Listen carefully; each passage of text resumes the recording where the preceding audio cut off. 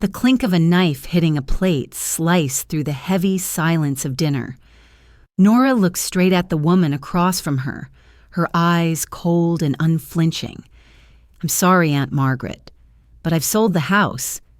Just one sentence short, sharp and cruel enough to break the heart of the 67-year-old woman who had just returned from the hospital after heart surgery. Margaret froze, her world collapsing into the ticking of the wall clock. "You sold the house," she whispered, her voice trembling.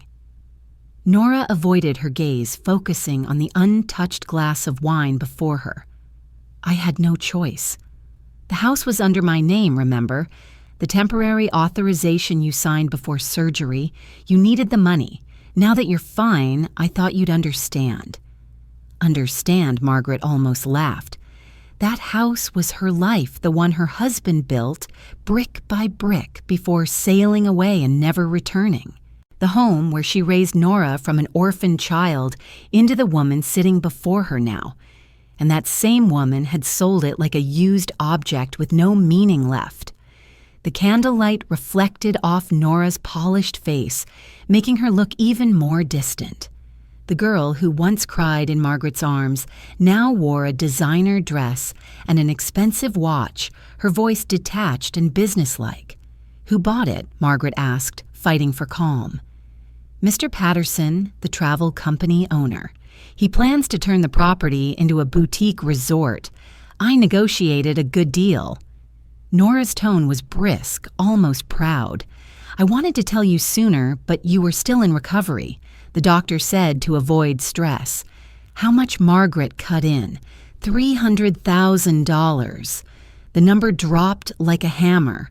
$300,000 for the seaside house with its rose garden, the brick wall her husband built, and 40 years of love and memory. "What did you do with the money?" Margaret asked, her chest tightening. Nora hesitated briefly. "I invested it. Caleb has a project in Portland. If it works out, I'll buy you another place bigger, nicer. Caleb." Margaret's heart hardened. She had never trusted him, that charming man with a slick smile and eyes that lied. She had warned Nora, but love had made her deaf. Now her home had become fuel for his next fantasy. Margaret stood the chair, scraping loudly against the floor. Just one more question. "Did you ever think of asking me first?" Nora's voice was small, defensive. "You said family helps each other. That's what I did." Margaret laughed bitterly. "You call selling my house helping." The words hit like stones. Nora's husband stood awkwardly in the corner, pretending to take a call, too cowardly to meet her eyes. The silence between them thickened until Margaret grabbed her purse and walked out of the house that was no longer hers. Outside, the sea wind cut against her face, sharp and cold. Her chest ached, not from the wound in her heart, but from betrayal. That night, she didn't return to the hospital. She rented a small room at a seaside inn where the lights flickered and the smell of salt hung in the air. Sitting by the window, she watched the waves crash against the rocks below, steady and lonely. From her coat pocket, she pulled an old envelope, a letter from the bank, sent before her surgery. It reminded her of a safety deposit box. She had forgotten one that once belonged to her husband. A faint spark stirred inside her. Maybe the past wasn't finished. Maybe somewhere he had left her something. She turned on her phone, searching for the bank's number. Tomorrow she would go there not for money, but because something deep inside whispered that David, even from beyond, had left her one last message. The wind howled louder, pushing through the curtains. Margaret wrapped her coat tighter, her eyes distant. Pain and anger twisted inside her, cooling into a single steady determination. She was no longer the fragile woman Nora thought she could manipulate. Tomorrow, everything would change. She would find out what David left behind, and she would rise again, not as the grieving widow, not as the betrayed aunt, but as Margaret Hensley, a woman who had lost everything and still refused to break. Outside, the storm grew wild, scattering leaves across the road. Inside, the faint light from her lamp framed her face in quiet strength. Margaret stared into the darkness, feeling the weight of years lift just slightly from her shoulders. She whispered to the night, "You were wrong about me, Nora. I'm not done yet." Then she closed her eyes, letting the sound of the sea fill the silence. Tomorrow she would walk into that bank, uncover what was hidden, and reclaim what was rightfully hers. For the first time in years, Margaret didn't feel broken. She felt ready. A pale dawn spread over the seaside town, the gray light filtering through the window of the small inn and settling on Margaret's tired face. She hadn't slept. The bank paper lay before her like a calling. The safety deposit box, something she had forgotten since the day Henry died. Back then, he had only said, "One day you'll need it." She had laughed, thinking he was just being cautious. But now, after being betrayed by the niece who sold her home, his words felt almost prophetic. She wrapped herself in a coat and scarf, stepping into the cold, misty street. The sound of waves echoed along the narrow path. She had only a few coins in her pocket, just enough for the bus ride into town. The bank branch sat on Maple Street, a red brick building where she and Henry had once opened their first savings account. As she stepped inside, the familiar scent of paper and polished wood tightened her chest. A young clerk greeted her with a professional smile. Margaret handed over her identification. "I'd like to access a safety deposit box under the name Henry Hensley," she said softly. The woman checked the computer, then looked up surprised. "It's still active, ma'am, but it hasn't been opened in 30 years. They went down to the basement." The air was cold, filled with the soft click of metal locks. The clerk retrieved a steel box coated in dust, placed it on the table, and quietly stepped away. When Margaret lifted the lid, a faint smell of old paper drifted out like time itself, breathing again. Inside was a yellowed envelope and a thick bundle of documents tied neatly with twine. She opened the envelope first. The handwriting was unmistakably Henry's, strong, slightly slanted, familiar. "My dearest Margaret, if you are reading this, it means I'm gone. Don't be afraid. You are stronger than you think. Inside is what I've set aside for you, something to help you stand when the world turns its back." Tears splashed onto the paper. She untied the bundle and found stock certificates for Oceanic Maritime Holdings, the shipping company Henry once mentioned years ago. She vaguely remembered he had invested when the company was just beginning. Margaret took the papers upstairs and asked the staff to assess them. The clerk called the branch manager. A few minutes later, a middle-aged man appeared, eyes widening as he looked at the documents. "Mrs. Hensley," he said, "these shares are highly valuable. Based on the current market, they're worth about $8 million. Margaret stood still, her breath caught. 8 million, a number she could barely comprehend. Henry's face seemed to appear before her smiling. He had not only left her an inheritance, but a message that she was meant to survive, to live strong and free. That afternoon, at the bank's recommendation, she met Ethan, a young lawyer with calm eyes and a thoughtful manner. After examining the papers, he confirmed their legitimacy and suggested she establish a trust. "Mrs. Hensley," he said, "this will secure your future. You'll never need to worry again. But I advise keeping this quiet for now, at least until everything is finalized." Margaret nodded, silent. Nora's face flashed through her mind, the cold voice saying, "You'll understand." Yes, she would understand, not through tears, but through consequence. Margaret would not demand the house back. She would reclaim her dignity. As she stepped out of the office, the wind swept through her silver hair. Her steps were firm now, nothing like the frail movements of that morning. She was no longer a woman broken by betrayal, but one who carried silent power the whole town knew nothing about. Passing the old grocery store where she once taught Nora to count coins at age 6, she paused at the window, memory washing over her. "Henry," she whispered, "you were right. I was never weak." The sun dipped low, casting bronze over the sea. The cry of seagulls filled the air, carried by the wind. Margaret breathed deeply, tasting salt on her tongue. Inside, the pain gave way to something new, calm, focused determination. That night, she sat by the window of the inn, the warm glow of the lamp reflecting on the papers Ethan had given her. At the bottom in crisp print were the words, "Hensley Trust Owner, Margaret Hensley." She read it again and again, her hand trembling, her eyes shining with renewed strength. Outside, the waves crashed in steady rhythm, as if Henry's voice was still whispering through the wind. She closed the file and leaned back in her chair. "Thank you," she murmured. "Thank you for believing I could keep living."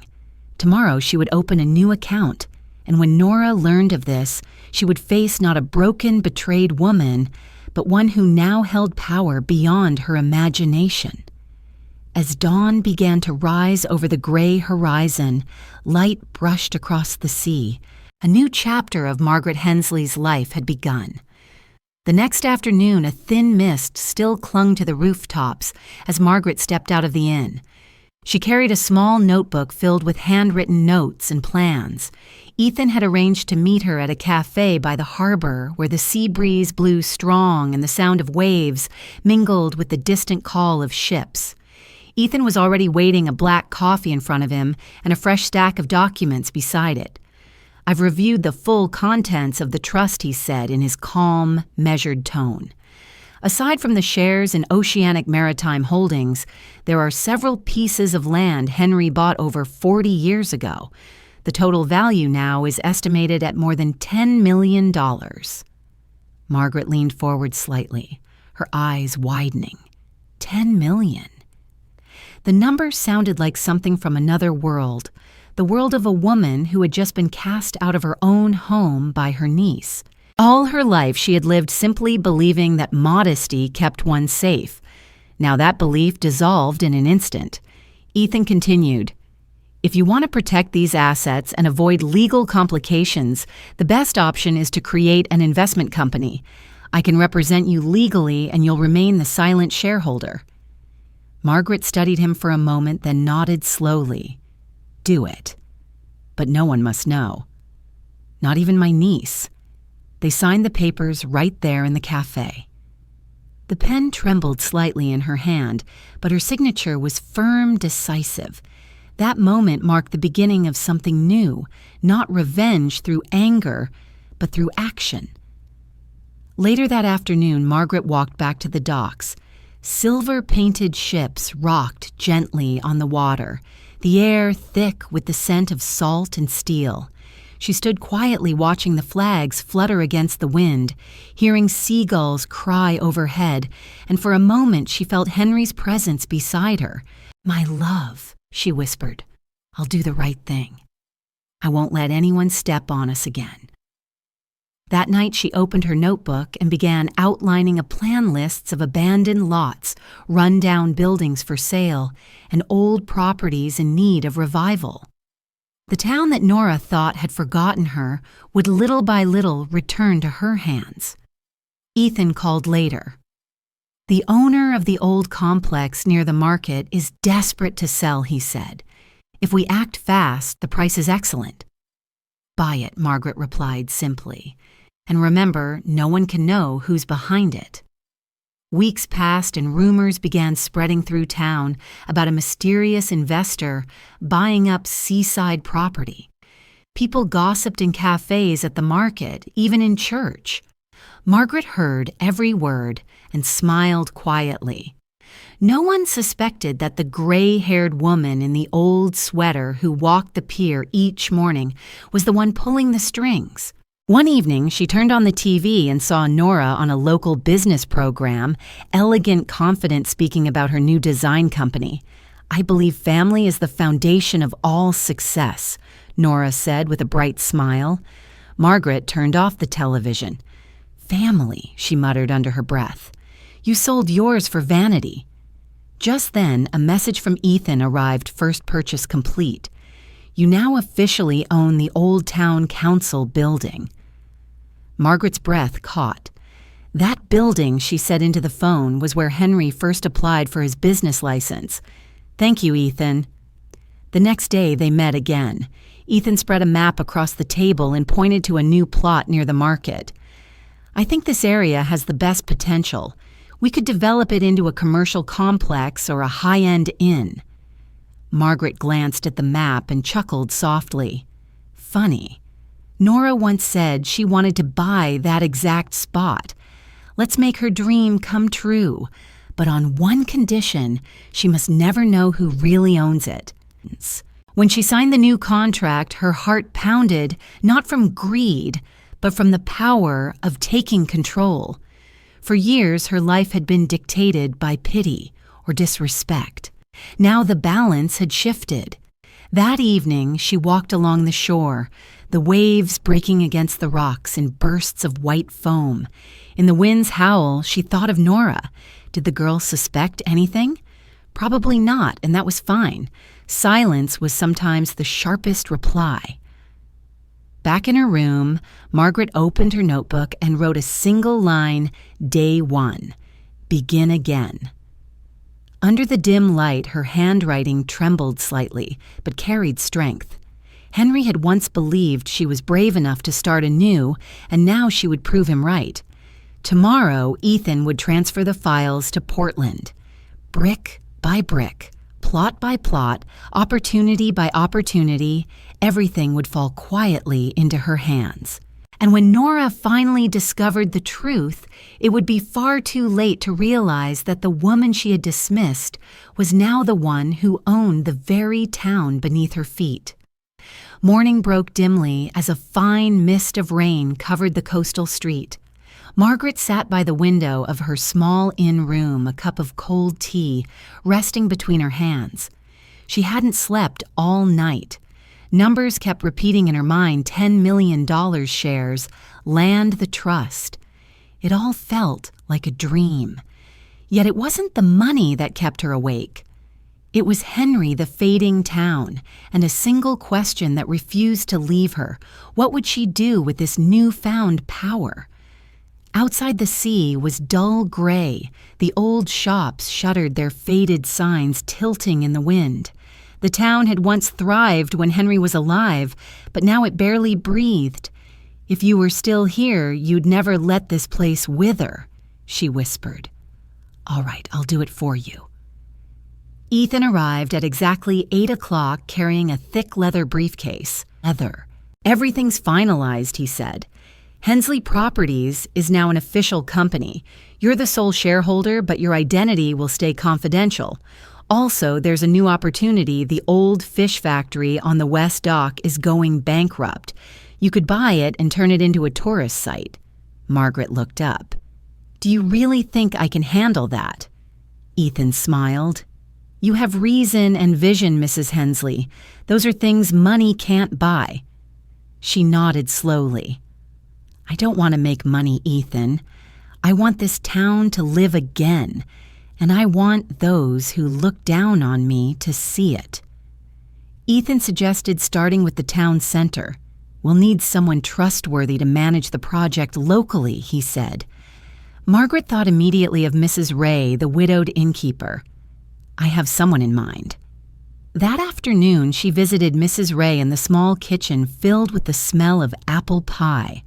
When Margaret made her proposal, the woman was stunned. "You want me to manage an entire development?" she asked in disbelief. "Not a development." Margaret said gently, "An opportunity. We'll restore the town center, open a cafe, souvenir shops, and hire local people. I just need someone I trust." Mrs. Ray clasped her hands, eyes welling. "You're saving this town." Margaret smiled faintly. "No, I'm saving myself." That night she turned on the old radio. A jazz tune Henry had once loved filled the room. Closing her eyes, she imagined him sitting beside her, smiling softly. "You see, Henry," she whispered, "everything's starting again." The next morning, Ethan called. I have news. Nora and her husband Caleb are in financial trouble. Their interior design business is about to collapse. Margaret was silent for a moment. They're looking for investors, aren't they? Yes, Ethan replied. They need funding to survive. Margaret laughed quietly, her tone cold. How poetic. They once used my money for that dream. Now it's time they pay for it.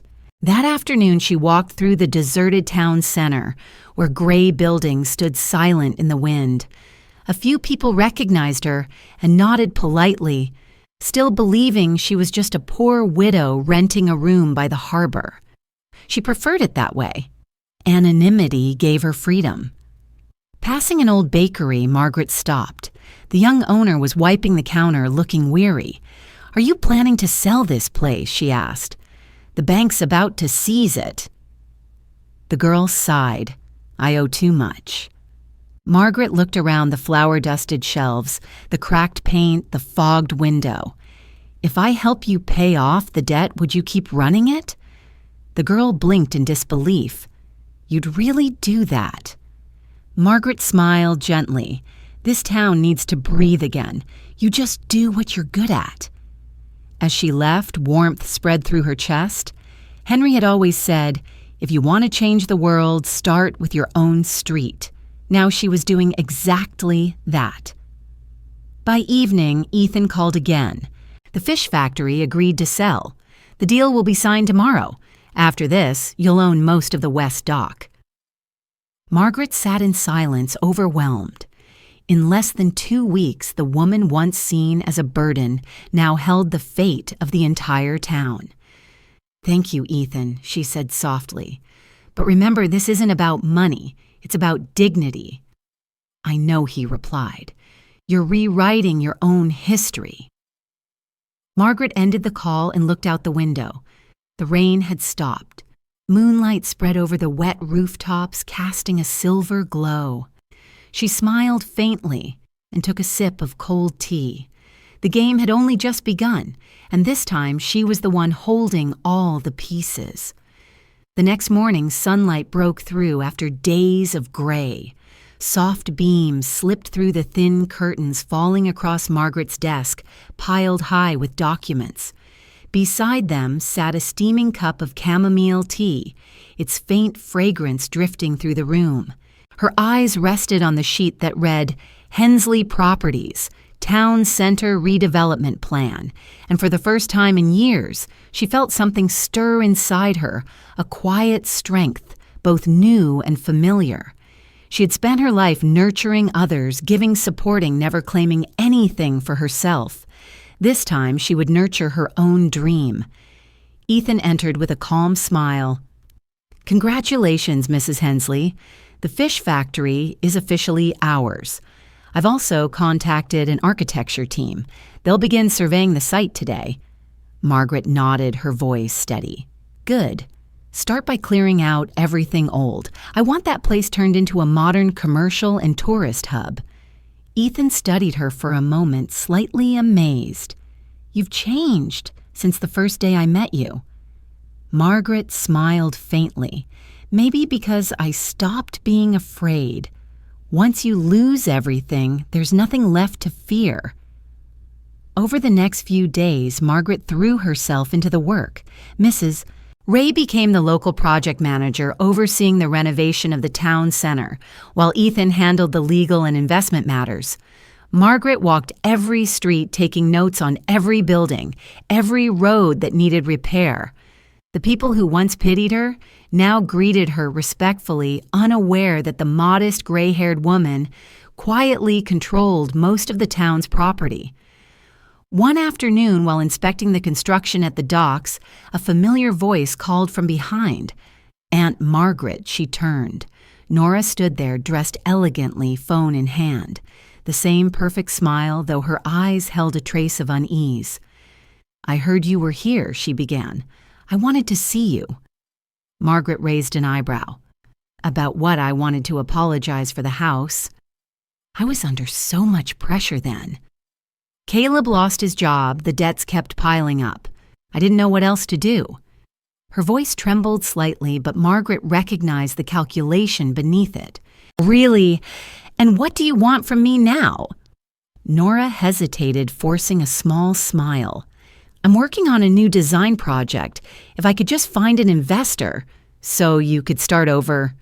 Margaret interrupted. Like the way you started over with my house. Nora's face stiffened. The wind tugged at her hair, and for once her poise faltered. You're still angry.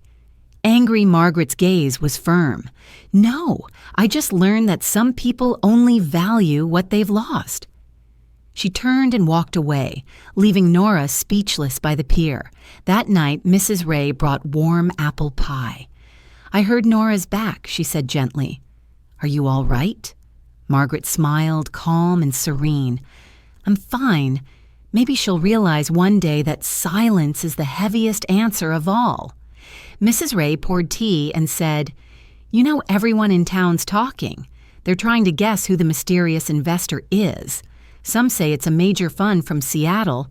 Others think it's a foreign corporation. Margaret chuckled softly. Let them wonder. When people don't know who you are, they'll see results, not titles. The next day, she and Ethan visited the old fish factory. The air still smelled of oil and salt. The walls were cracked, the metal doors rusted. Margaret walked slowly, tracing her fingers along the broken windows. Henry once said he wanted to open a seaside market here, she whispered. Now I'll make that happen. Ethan smiled. Hensley Market. It has a nice ring to it. Margaret laughed quietly. I like it too. Later that afternoon, they went to the municipal office to sign the construction permits. While waiting, Margaret noticed Nora walking through the lobby, clutching a thick folder. She didn't notice her aunt. Ethan leaned closer and whispered, Her company just applied to partner with a new investor. Looks like she's trying to save her business. Margaret smiled faintly, her voice cool. Good. That makes things more interesting. A few days later, Hensley Properties officially announced the redevelopment of the Harbor District, along with a plan to hire local workers. The town's paper ran the story, and soon everyone was talking. Nora saw the article online that evening. Sitting beside Caleb, she said, If we can partner with this investor, everything will change. Caleb shrugged, hiding a smirk behind his glass of wine. With the right words and a little charm, I can make them believe anything. At that same hour, Margaret sat in her study reviewing financial reports. She didn't need to retaliate with anger. The town itself was her answer. Each restored building, each revived street was proof that resilience could bring an entire place back to life. Before bed, she opened her notebook and wrote, Day 13. The town has begun to change. Moonlight spilled across her desk, glinting off the bold strokes of her pen. Margaret smiled softly and closed the book. A new beginning was growing, and she knew she would not stop. Morning sunlight flooded the harbor golden and warm. The sea breeze carried the salt of the Pacific, and the steady rhythm of hammers echoed through the docks. Margaret stood in the middle of the construction site watching as Hensley Market slowly rose from the ruins. Each brick laid felt like a memory being rebuilt quietly, steadily, with unshakable strength. Ethan walked over blueprints in hand. Things are moving quickly. We're on track to open in just 2 months. I think it's time we appoint someone to oversee the place full time. Margaret nodded thoughtfully. Mrs. Ray will manage operations. I also want to recruit local women, those who lost their jobs, who've been overlooked. They deserve more than just pity. They deserve a real chance. Ethan smiled. You're not just building a marketplace. You're rebuilding a whole community. Margaret looked across the framework of the rising buildings and replied softly, I'm simply continuing what Henry believed, that every person deserves the right to begin again. By midday, as Margaret inspected the site, a familiar voice called out behind her, Aunt Margaret. She turned.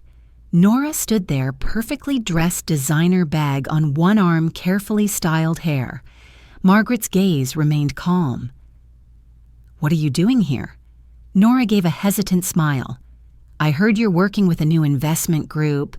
I'm really happy for you. Actually, I have a design project of my own. I was hoping maybe if you knew someone I could partner with." "If they want to work with you," Margaret cut in, "gently but firmly they'll find you. If they don't, that's their choice." There was a silence between them, heavy with words unspoken. Then Nora asked softly, "You're still angry with me, aren't you?" Margaret's voice didn't waver. "No, I'm not angry. But some wounds still hurt even when you don't touch them." Nora dropped her gaze, then turned and walked away. Margaret watched her leave. There was a flicker of sorrow, but it was no longer weakness. Some ties once broken are never meant to be restored. That afternoon, Ethan handed her a stack of documents. "Here's the final hiring list.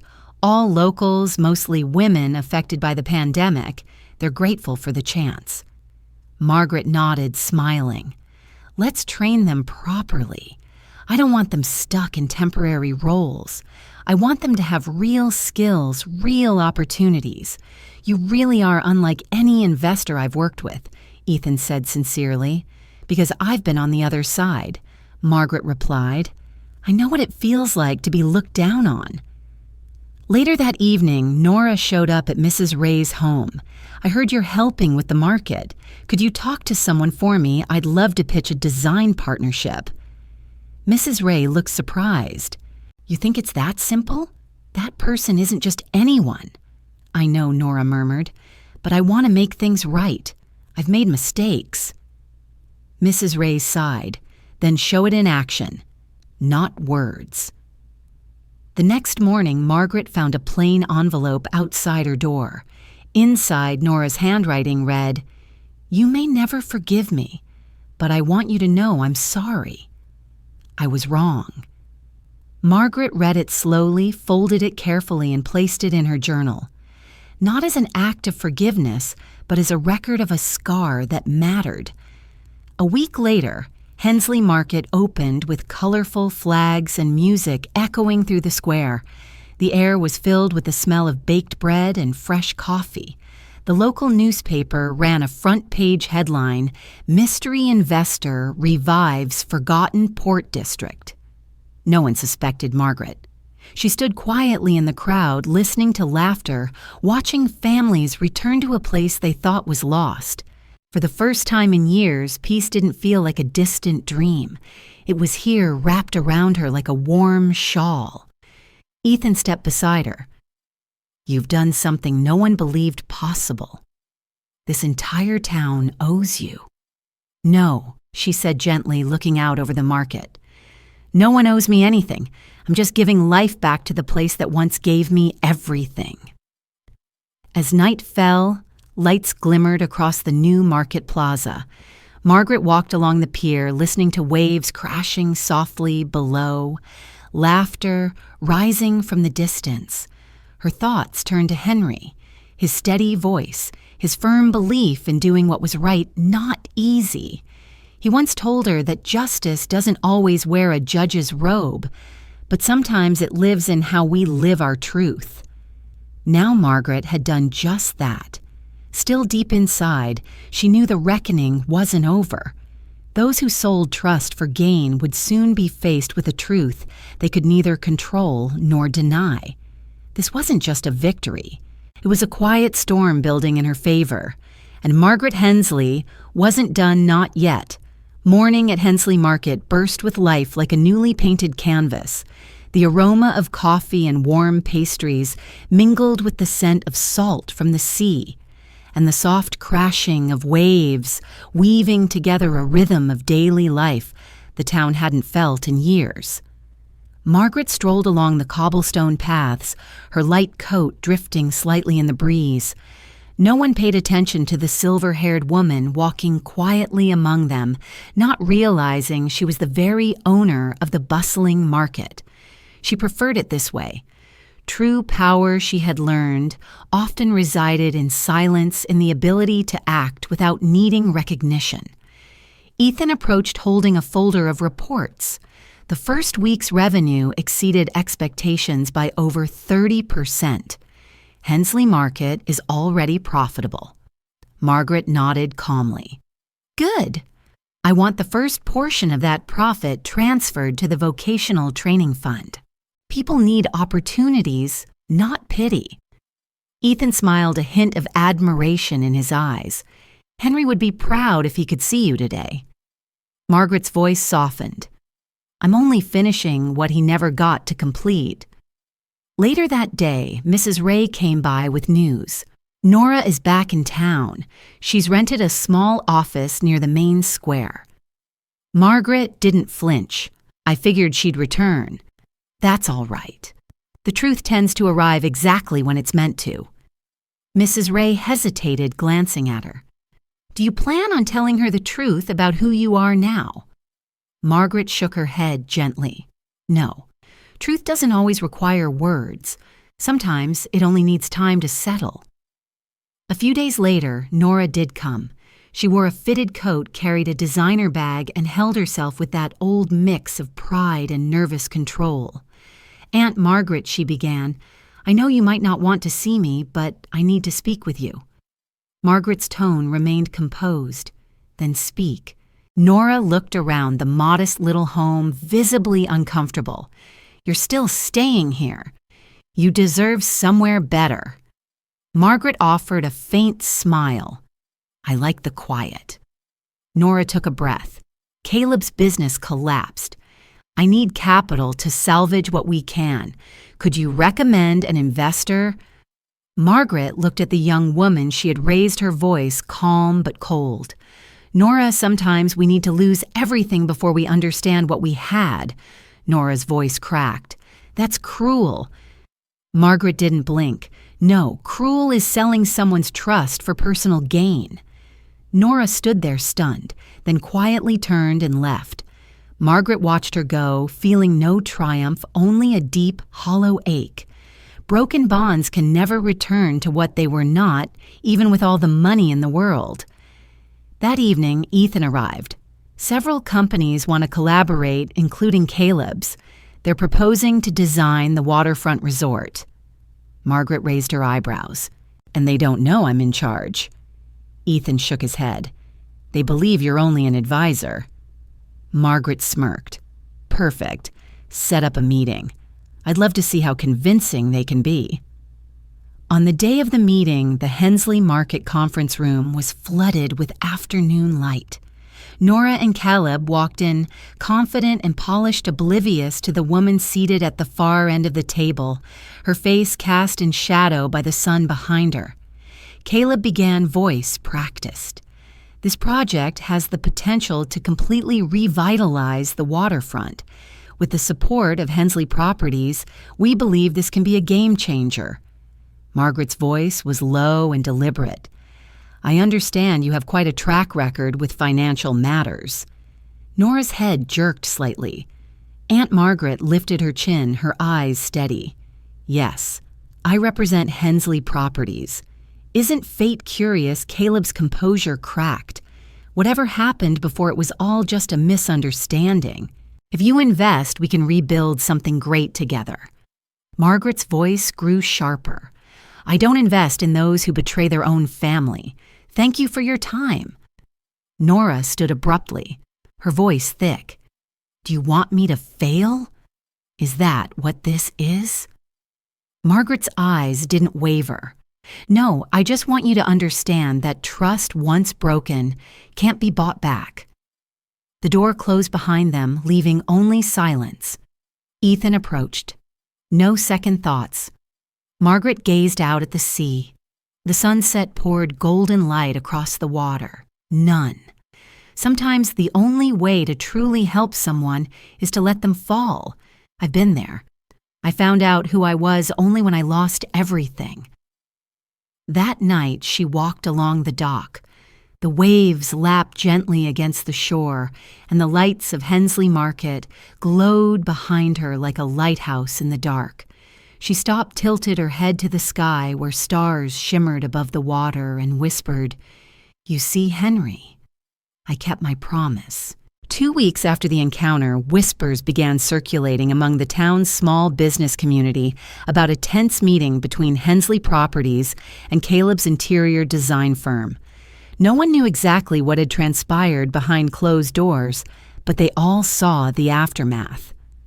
Nora's project was suddenly canceled, and Caleb's company quietly withdrew from all promotional efforts. Margaret paid no attention to the gossip. She had no time for idle speculation. Her focus was entirely on the seaside resort project. The land that used to be an abandoned fish factory was now deep into its transformation phase. Cracked walls had been torn down, the ground leveled, and workers moved swiftly under the morning sun. A large sign stood proudly at the center of the site, reading Hensley Wharf Project, the town's first community resort. Ethan arrived with the final blueprints. If everything stays on track, we'll be opening in 6 months. This will be the crown jewel of the town, he said confidently. Margaret studied the drawings carefully. I want this place to be more than a resort for the wealthy. It has to have space for our local families, too. This isn't about exclusion. We're rebuilding so everyone belongs. Ethan nodded in agreement. I'll revise the communal areas and food court to reflect that. You have my word. That afternoon, Margaret stopped by the old bookstore at the end of the street, the same place where she had once bought Nora's first reading books. Mr. Mason, the elderly shopkeeper, greeted her with a nod and warm eyes. They say you're the one behind all this. Thank you for bringing light back to this place. Margaret smiled faintly. I'm simply doing what had to be done. Mr. Mason looked at her with quiet admiration. Still, not everyone would have had the strength to do it, especially after everything you've been through. That evening, something unexpected happened. Margaret received an anonymous email titled, "About Caleb."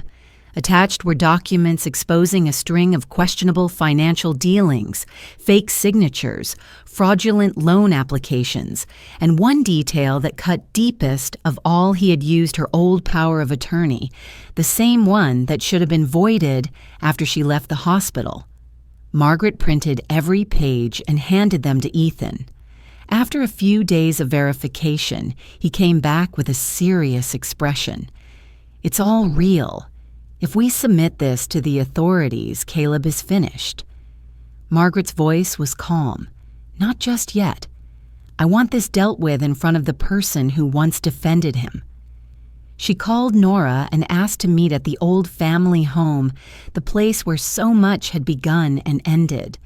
The house now belonged to a young couple, but Margaret had asked permission to use the backyard for a short while. When Nora arrived, the golden light of sunset illuminated her tired face and uncertain eyes. "Why did you want to see me?" she asked. Margaret said nothing at first. She opened her bag and set a thick stack of documents on the worn wooden table. "You once said Caleb was your future. Here's what that future has brought you." Nora's hands trembled as she flipped through the pages. He used your power of attorney," Margaret nodded. "After I was discharged from the hospital, he kept it. Then he used it for fraudulent loans to evade taxes to legitimize dirty money." Nora stared down, stunned. "I didn't know," she whispered. "I swear I didn't know." Margaret met her eyes. "I believe you, but now you have a choice. Continue protecting him or stand on the side of truth." The wind rustled the trees above them. After a long pause, Nora lowered her head. "Give everything to the police. If you need a statement, I'll be there." Margaret nodded gently. "Good. Not for me, for you." 3 days later, Caleb was arrested at his rented office. The news spread like wildfire. Local newspapers headlined "Young Entrepreneur Charged with Major Fraud. Wife Delivers Evidence." For the first time, Nora's name wasn't linked to fashion or luxury, but to a woman who exposed betrayal. That night, Margaret received a message from her. "I don't expect forgiveness, but thank you for giving me a chance to make it right." She didn't reply. She simply stared at the screen in silence, then set the phone down. The wind from the bay slipped through the window, carrying with it the salty breath of the sea. Margaret stood up and closed the curtain. Moonlight poured softly onto the wooden floor like a quiet blessing. She allowed herself a small, tired smile. A piece of her past had finally closed, and justice, quiet and patient, had found its way home. 4 days after Caleb's arrest, whispers swept through the small town like wildfire. In cafes and grocery stores and hair salons and bakeries, people talked in hushed voices. The local newspaper updated every few hours, each headline more shocking than the last. The man once hailed as a rising star in design and business had fallen spectacularly. Beneath the polish and charm, he was nothing more than a fraud who built his future on borrowed names and broken trust. Margaret didn't attend the press conference or the court hearing. She didn't need to. She sat quietly by the window of her modest seaside room, the breeze rolling in through the open shutters, heavy with the scent of salt and old wood. Her hands wrapped around a warm cup of chamomile tea, her eyes distant. What she felt wasn't satisfaction, and it wasn't anger either. It was a kind of cold clarity, the stillness that follows a storm when you know something has ended and there's no need to look back. Ethan arrived mid-morning with a briefcase and updates. Caleb confessed, he said, voice measured. He admitted to everything, using your old authorization to forge signatures, manipulating investors, funneling funds into shell companies. He's being held without bail while they prepare for trial. He paused, then added, Nora hasn't left town. She's still here. Margaret didn't flinch. I knew she would stay. She has to face the place where everything unraveled. Later that afternoon, while walking through Hensley Market, Margaret saw Nora standing alone by the flower stall. She wore a plain white blouse and slacks, her hair tied back in a simple knot. Her posture was stiff, eyes shadowed from sleepless nights, but there was something honest in her face, something that hadn't been there before. "Good afternoon, Aunt Margaret," Nora greeted, her voice careful. Margaret nodded. "You look different." Nora offered a tight smile. "I should. I watched someone I loved get arrested in front of me." They stood quietly amid the bustle of the market. Vendors called out prices. Children chased each other down the cobblestone lane, and the scent of coffee and cinnamon floated through the air. No one noticed the quiet tension between the two women. "I know I can't undo the past," Nora finally said. "But if there's a way, I want to make something right, even just one thing." Margaret tilted her head slightly. "What do you want to do?" "I want to apply for a job," she replied. "At the resort. Any position. No titles, no favors. I want to work honestly." Margaret looked at her long and hard. "I won't make any arrangements. Ethan will interview you like everyone else. If you qualify, you'll be hired." Nora nodded slowly. "Thank you. That's all I ask." A few days later, Ethan began interviewing candidates for the resort's opening. When he saw Nora's name, he raised an eyebrow but said nothing. She filled out her application without listing her previous titles or achievements, stating only her desire to restart and learn. She applied for a receptionist position. Ethan nodded after the interview. "You're on probation. 2 months." Margaret received the news via email and said nothing. She would not interfere. If Nora wanted to rebuild, she would have to do it without shortcuts or second chances gifted by pity. Hensley Market thrived. Sales increased steadily, the resort construction moved into final stages, and Margaret announced her next project, a vocational training center housed in the old administrative building. The goal was to offer free courses for women, over 40 women, often dismissed by the workforce, women who had once been told their best years were behind them. Ethan reviewed the proposal with admiration. "You're doing something the local government never considered." Margaret smiled. That's because governments think in numbers. I think in dignity. One rainy afternoon while touring the nearly completed resort, Margaret saw Nora wiping the front desk, focused and quiet. She didn't look up when Margaret passed, didn't expect praise. Only when Margaret was about to leave did she glance up and offer a small, respectful nod. Margaret returned the gesture without a word, but her gaze softened.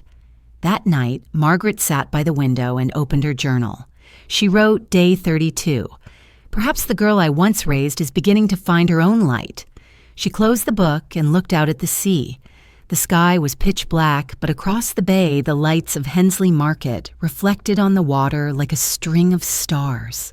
Somewhere among them, Margaret believed was a star that had once gone dark, and slowly, quietly, it was glowing again. It was a gray, Monday morning, the kind of rain that didn't pour but lingered like a quiet memory. Droplets slid down the window panes of the Hensley Market office, tracing slow paths that shimmered in the dull light. Inside the second-floor meeting room, Margaret sat surrounded by charts, contracts, and the low hum of conversation. Before her lay proposals from 3 major investors in Seattle. Ethan stood at the head of the table, presenting in his calm, deliberate tone. Margaret listened silently, turning an old wooden pen between her fingers, the last gift Henry had given her before he passed away. When Ethan finished, the room fell into expectant silence. Margaret lifted her gaze, her voice steady but firm. All 3 proposals show promise, but I won't accept any of them. Profit is not my priority. Whoever partners with us must promise to keep this a community project, no eviction of locals, no luxury wall separating us from the people who built this town. Ethan gave a slight nod, already anticipating her response. The other investors shifted uncomfortably before quietly gathering their documents. They had heard of her, the woman who rebuilt a dying town with integrity instead of greed. By noon, the rain had eased into mist. Margaret made her way to the construction site of the new seaside resort. The air smelled of wet paint and salt. Nora was there, helping the crew paint a row of blue shutters. Her clothes were splattered with paint, her hair tied in a loose bun. When she turned and saw Margaret, her hands stilled for a moment. "Good afternoon, Aunt Margaret," she said softly. "I'm just here to check on progress." Margaret replied evenly, "You can continue." Nora smiled faintly before turning back to her work, her expression calm but her eyes shining with something unspoken. Maybe pride, maybe hope. Later that afternoon, Ethan entered her office carrying a folder. "The mayor wants to meet with you," he said. "He's proposing a summer festival at Hensley Market to promote local tourism." Margaret arched an eyebrow. Interesting. A year ago, they called this place an eyesore. Now it's suddenly the pride of the town. Ethan smiled. He says the people need a symbol, and that symbol is you. Margaret paused, gazing at the rain streaks drying on the window. "I'll meet him, but on my terms. No reporters, no cameras, just 2 people talking about the future of this town." The meeting took place 3 days later in a modest office overlooking the bay. The mayor, a man in his 60s with a polite smile and careful words, entered with visible unease. He had once shaken hands with Caleb at a charity gala. Now he looked older, humbled. "I owe you an apology, Mrs. Hensley," he said. "I didn't see what you were building here." Margaret's tone was calm but unyielding. "I'm not asking for recognition. I want assurance.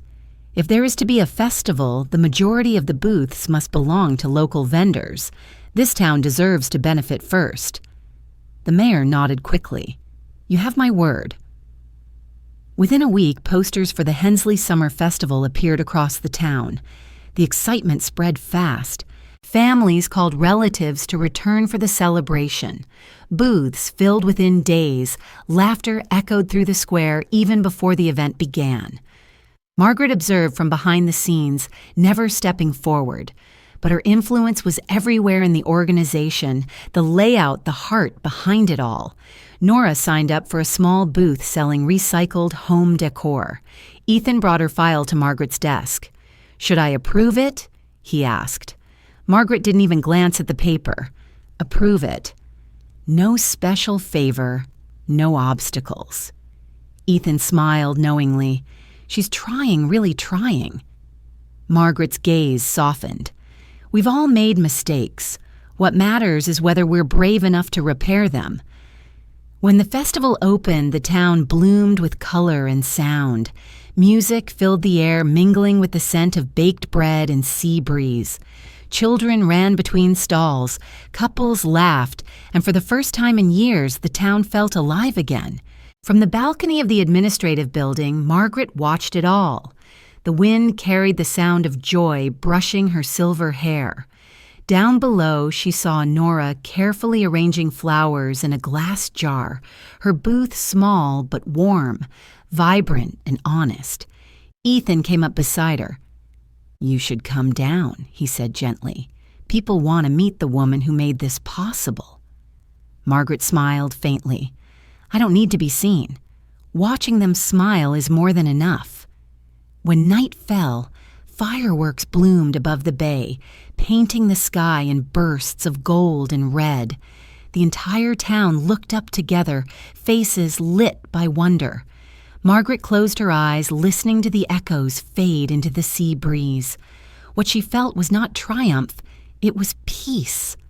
She'd carried the town through its darkest years, and though some wounds still waited to heal, she knew she had done what she set out to do, not to seek revenge, but to nurture something far greater, something that would outlast even her own name, renewal. A week after the summer festival, the town still pulsed with the echo of joy. The market stalls had earned triple their usual revenue, visitors kept pouring in from neighboring cities, and the local press hailed Hensley Market as the new beating heart of the West Coast. Yet for Margaret, the success that mattered most wasn't measured in profits or headlines. What truly filled her mind was the quiet transformation happening within the people who had once given up on hope. That morning, as she walked past the nearly completed resort, she saw Nora helping a small team arrange tables and chairs on the terrace. Gone was the proud young woman wrapped in luxury and entitlement. Nora now wore plain work clothes, her face tanned by sunlight, her movements efficient, her expression calm and focused. Ethan approached from behind, his tone low but pleased. "She's been working hard," he said. "No lateness, no complaints, no excuses, and certainly no special favors." Margaret only nodded. She didn't need to hear praise or promises. What she needed was time to see whether this change in her niece was genuine or just another mask. At noon, Margaret stopped by a small cafe beside the market. The owner, a middle-aged woman who had once depended on unemployment benefits, now ran the place with pride. She brought over a cup of steaming ginger tea and said, voice trembling with emotion, "If it weren't for you, I'd still be mopping supermarket floors." Margaret smiled gently, shaking her head. "It wasn't me. You were the one who decided to stand up again." The woman's eyes glistened. "Maybe, but you were the reason I believed I could." That afternoon, back in her modest office overlooking the bay, Margaret received an envelope from the town council. Inside was a formal invitation, beautifully printed, offering her the position of honorary advisor for the town's next phase of community development. The letter was full of flattering words, polished signatures, and praise that felt distant. She read every line, then quietly folded the paper and placed it aside. Later that evening, Ethan arrived with the updated blueprints for the resort's expansion. As they discussed numbers and logistics, Margaret finally mentioned the letter. "They've asked me to serve as an honorary advisor." Ethan smiled, unsurprised. "They should. This town wouldn't exist in its current form without you." Margaret leaned back, her gaze thoughtful. They used to see me as a burden, Ethan. An old woman who had outlived her purpose. Now they want to display me like a trophy to make themselves look respectable. So will you turn them down? He asked. Margaret looked out the window where the last traces of sunset glowed over the bay. No, she said softly. I'll accept, but I won't just sit there smiling for their cameras. I'll use the position to change how this town views women like me. 3 days later, she walked into the town hall for her first meeting with the new council, a room once filled only with men in expensive suits. Margaret wore a simple gray blouse, her hair tied in a clean bun, her eyes steady and clear. When she spoke, the room fell silent. I'm not here to be a symbol, she began. I'm here to remind you that opportunity doesn't belong only to the young or to those with degrees. It belongs to anyone brave enough to rise after falling. When the meeting ended, a woman from the council approached, her eyes shining. I used to be a teacher, she said softly. Today you made me believe I still matter. A few nights later, Nora came to visit. She wore a worn white shirt, her hair loose, her hands holding a folder. I'm sorry to disturb you, she said quietly, but I wanted to show you this. Inside was a proposal to redevelop an abandoned plot near the beachland that had been forgotten for years. You did this yourself? Margaret asked. Nora nodded. It's not for funding. I only want your opinion. If you think it makes sense, I'll raise the capital myself. No favors, no shortcuts. Margaret skimmed the report. The numbers were clean, the logic sound, and at the bottom of the last page in small letters, she read, Project Purpose, to repair what cannot be erased. She looked up at Nora, who stood silently waiting, her face tense but hopeful. Finally, Margaret nodded. I'll read it carefully and get back to you. Thank you for trying, not by asking, but by doing. Nora bowed slightly, then turned to leave. When the door closed, Margaret stared at the folder again, and for the first time her eyes carried no trace of suspicion. That night she opened her leather journal and wrote, Day 40. Some wounds do not heal through forgiveness, but through growth. Outside, the tide rolled softly against the shore. The moonlight fell across the glowing resort in the distance, casting its reflection over calm waters. Margaret sat by the window, her hands wrapped around a warm cup of tea, feeling a peace she hadn't known in years. Winter was coming, but she knew this one would not be cold, not anymore. The autumn wind had begun to cool, rustling through the willow trees along the coastline. The sky above the town turned golden as the last rays of sunlight stretched across red brick rooftops, casting a gentle glow over Hensley Market, now the vibrant heart of the region. Margaret walked slowly along the stone-paved corridor, a worn leather notebook in hand, her eyes following the construction crew as they completed the final stages of the seaside resort. Nora was there too, wearing a work jacket holding a materials checklist. When she saw Margaret from a distance, she gave a polite nod. There was no more eager greeting, no expectant glance, just a simple, respectful gesture. Margaret responded with a calm look. No words were exchanged, but it was enough for both to understand that some quiet thread of connection had been mended, even if not completely. Ethan appeared with a stack of documents in his arms. Mrs. Hensley, he said, I just came from a meeting with representatives from 3 neighboring provinces. They want to send delegates to observe the Hensley market model. Margaret offered a soft smile. Then it's time they saw what happens when local people are trusted. Ethan paused for a moment before speaking more quietly. I've also received another piece of news. The bank has officially foreclosed on Caleb's remaining assets. One of the items listed is the old mansion, your former home. Margaret froze. The name of that house pierced somewhere deep in her heart. It had once been a sanctuary, then a source of pain, and finally taken from her without mercy. Do you want me to purchase it on your behalf? Ethan asked gently. Margaret looked out to sea. The waves still crashed against the shore in layers of white foam. She remembered the day she left that house with only a suitcase and a broken heart. Then she shook her head. No, I don't want to relive the past.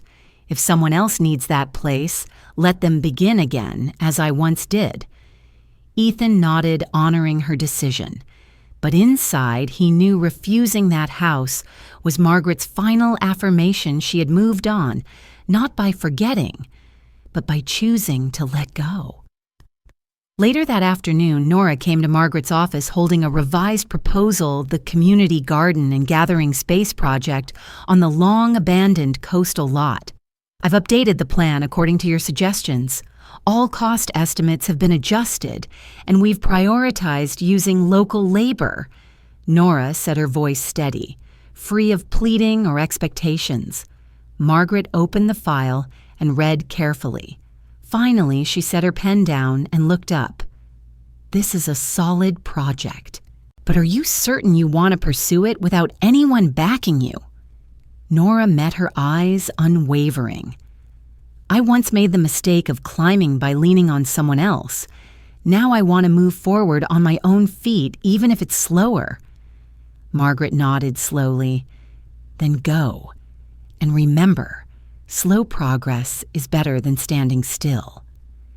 A few days later, the town council approved the project. The media began taking notice of Nora not because of her past scandals, but because of how she was quietly rebuilding her reputation with concrete action. Ethan brought the good news to Margaret.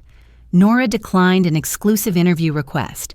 She said she wants to be recognized for her work, not her history. Margaret smiled faintly. She's learning the same lesson I did sometimes. Silence speaks the loudest.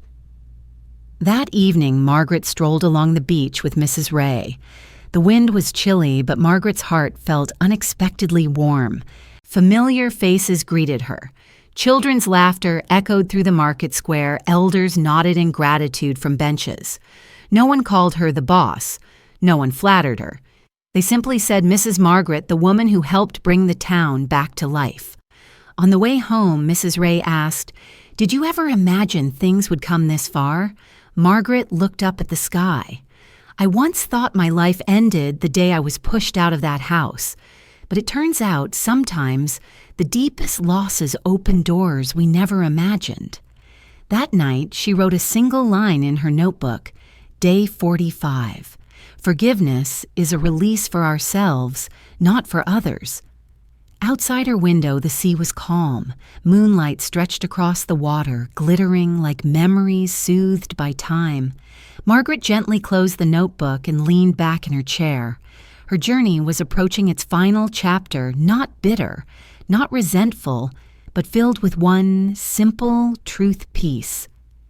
The morning after the rain was crystal clear. The sea lay calm and flat like glass reflecting the pure blue sky above. Hensley Market welcomed a new day with the gentle ring of the bakery bell, the laughter of children echoing from the small playground by the market, and the comforting aroma of hot coffee rising from the cafe on the corner. Margaret stood on the second floor of the main building overlooking the town she had once nearly lost faith in. Ethan walked in his face, composed but unreadable. In his hand was a thick envelope bearing the red seal of the state attorney's office. "Mrs. Hensley," he said slowly, "this is the official notice confirming that you've been selected as a nominee for the Community Rebuilder of the Year award." Margaret raised an eyebrow. "I never applied." "Who nominated me?" "A group of residents. They submitted a joint letter with more than 200 signatures." She opened the envelope and read each line carefully. At the bottom was a list of names. Mrs. Ray, Mr. Mason, the florist, the sanitation worker, several housewives, and even a group of interns from the city. The last name stopped her for a moment. Nora Hensley. Ethan lowered his voice. "You don't have to accept if you don't want to.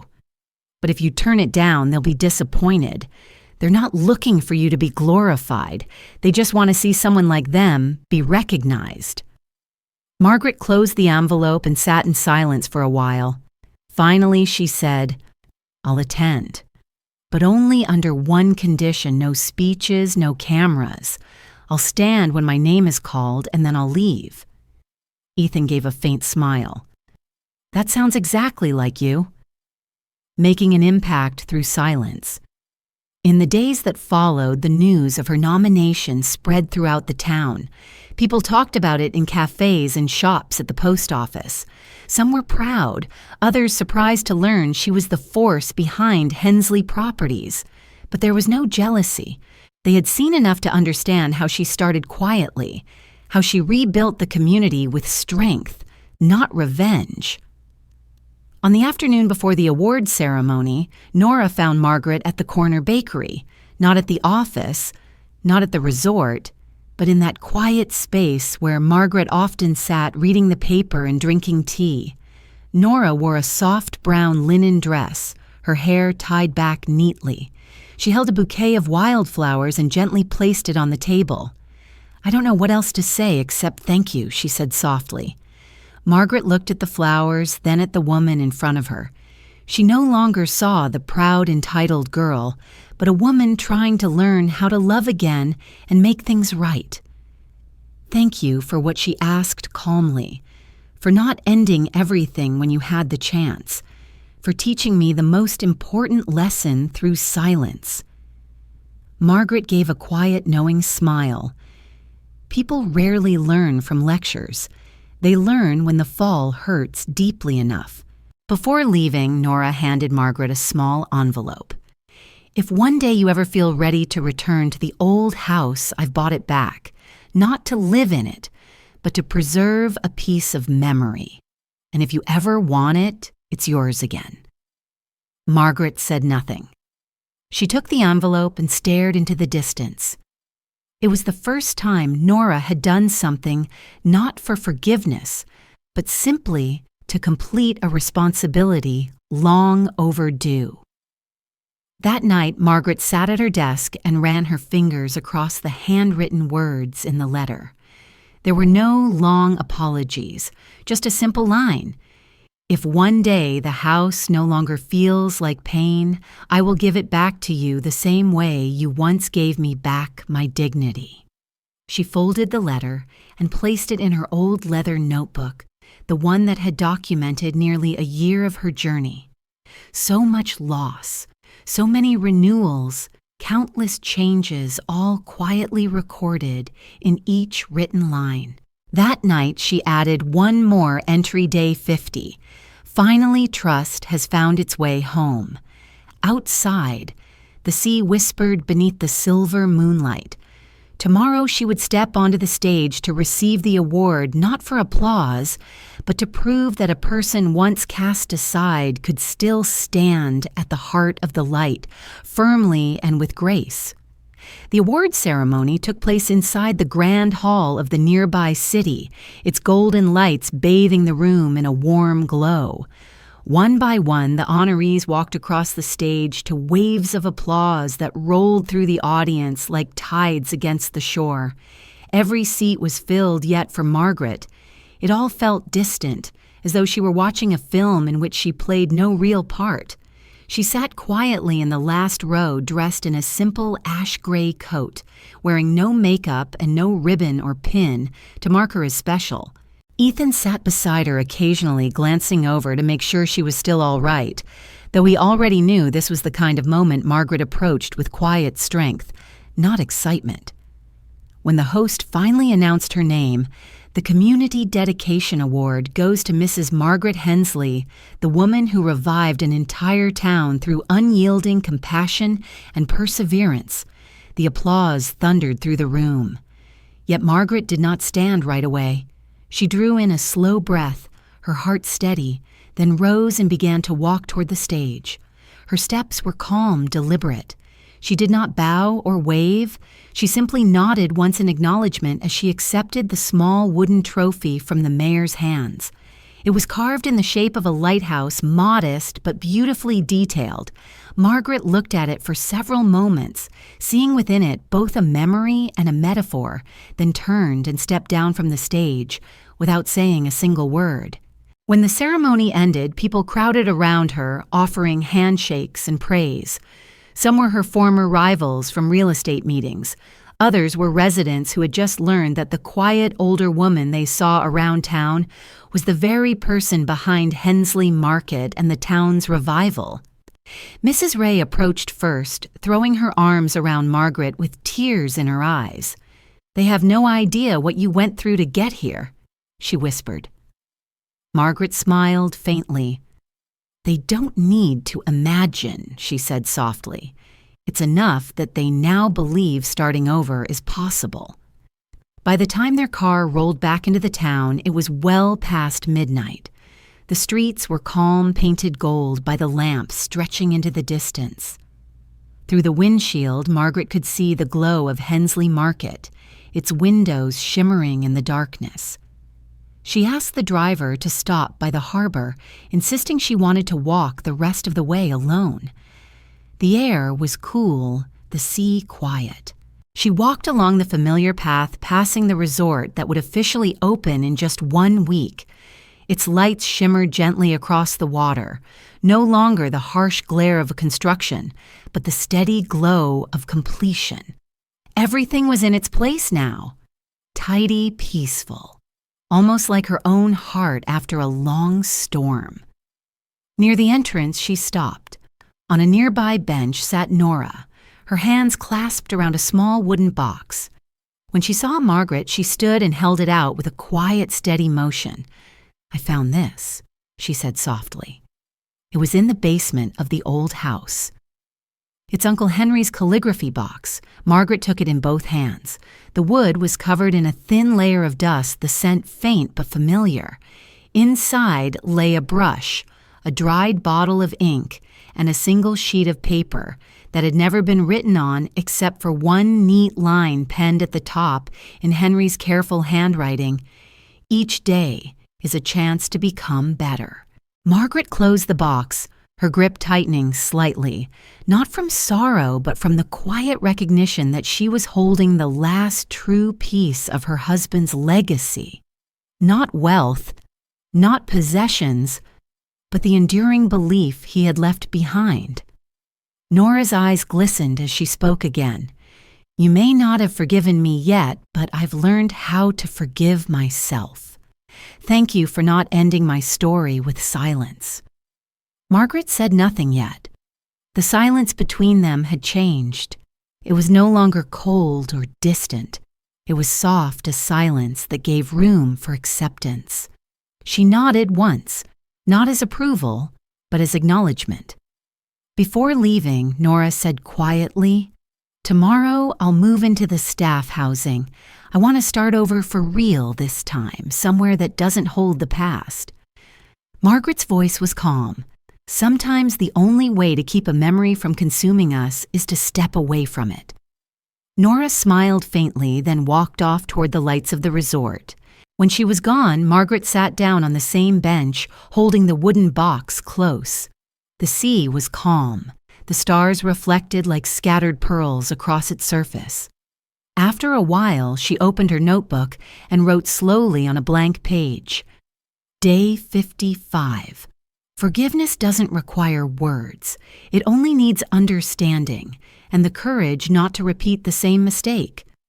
She lifted her gaze toward the lighthouse in the distance. It still stood tall, unwavering, its light faint but steady, guiding others home without ever demanding attention. In that moment, Margaret realized she had become like it, constant quiet and strong shining, just enough to help others find their way. Tomorrow the resort would open, the town would celebrate a new beginning, and for her a lifelong journey toward redemption and peace had finally found its home. Dawn broke over the coast with a soft golden light, casting a warm glow across the town. The opening day of the seaside resort arrived with calm winds and skies, so clear they seemed newly washed. It felt as though the town itself had taken a deep breath and begun again. Windows were polished to a shine, colorful flags fluttered along the walkways, and upbeat music drifted from food stalls and boutique storefronts. People once worn down by hardship now moved with quiet pride in crisp uniforms, offering warm greetings and open smiles.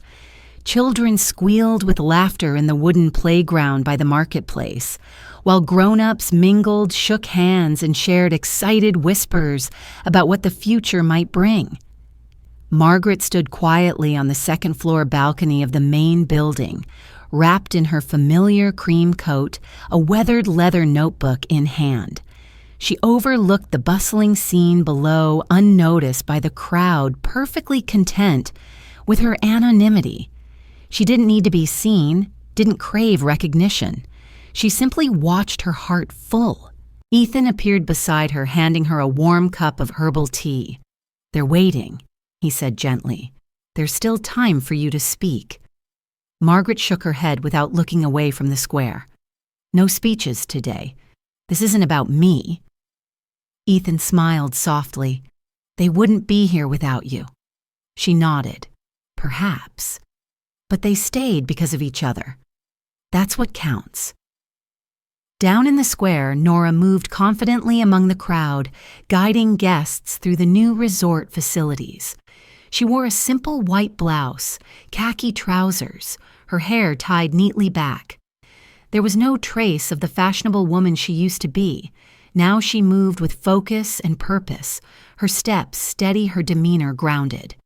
The townspeople knew her not as a fallen socialite, but as a capable team member, someone who showed up, worked hard, and never asked for more than her share. Margaret watched her with a calm that came from resolution, not distance, no resentment, no regret, only a quiet sense that something broken had begun to mend. The loudspeaker crackled to life and a voice echoed across the plaza. "Ladies and gentlemen, please make your way to the Central Garden for the unveiling of the Restoration Memorial." The crowd slowly gathered, forming a circle around a white marble stone draped in cloth. Nora stepped forward holding a bronze plaque and began to speak.